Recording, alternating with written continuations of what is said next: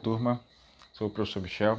Vamos dar sequência aqui então à nossa aula no capítulo 3, regionalização da Europa, certo? Vamos dar sequência aqui a partir da nossa videoaula. Muito bem, nesse capítulo 3 a gente vai falar sobre como a Europa está organizada em grupos de países, de acordo com aspectos comuns, aspectos históricos, aspectos físicos. A primeira forma de organização que a gente pode encontrar ali é a chamada Europa Ocidental e Europa Oriental. Né? Isso aí foi muito falado basicamente durante a Guerra Fria. O que eram os países que faziam parte do bloco oriental? Eram os países que adotavam o socialismo, o bloco conhecido como União das Repúblicas Socialistas Soviéticas. Esse grupo de países então formava a chamada Europa Oriental.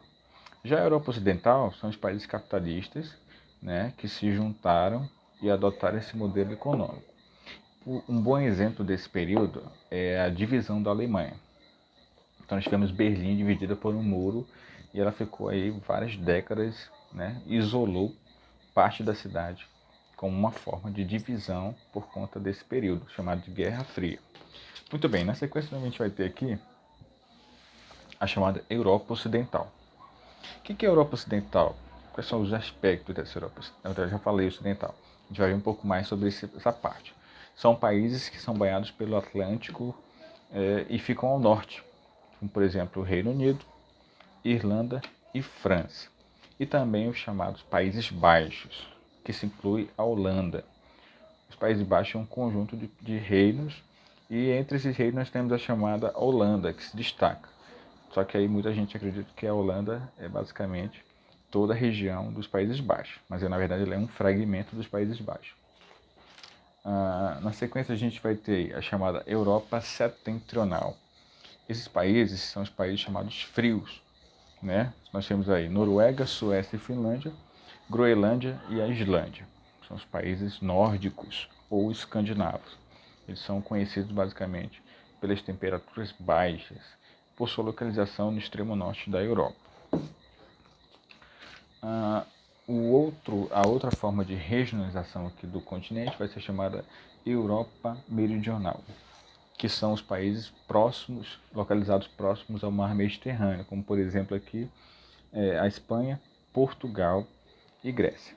Esses países são marcados basicamente por sua influência histórica e cultural. Os gregos, de modo geral, a civilização romana, né? E a gente pode entender também que nesses países, nessa região da Europa, a gente vai encontrar os menores países. Aqui no livro, na página 60, ele está falando, inclusive, a Andorra, Liechtenstein, Mônaco, República de Malta, San Marino e o menor de todos, o Vaticano. Então essa região aí, ela apresenta uma temperatura mais diferente por conta da presença do mar e toda a sua influência histórica que ela teve. O próximo item na página 61 é a Europa Centro-Oriental. Esses países são basicamente todos aqueles que integravam o eixo socialista durante a Guerra Fria, né? E próximo do fim da Guerra Fria até 1991, houve um processo muito grande de autonomia. Muitos países queriam sair do bloco e se tornar independentes. Muitos países, inclusive, foram fragmentados, como por exemplo a antiga Tchecoslováquia, que foi fragmentada, a antiga Sérvia e Montenegro, né, foi desmembrada também. Então é um bom exemplo de país. Esses países, por não terem oportunidade de se desenvolver economicamente como a parte ocidental, são países ainda subdesenvolvidos que não conseguiram se adaptar à situação do modelo capitalista.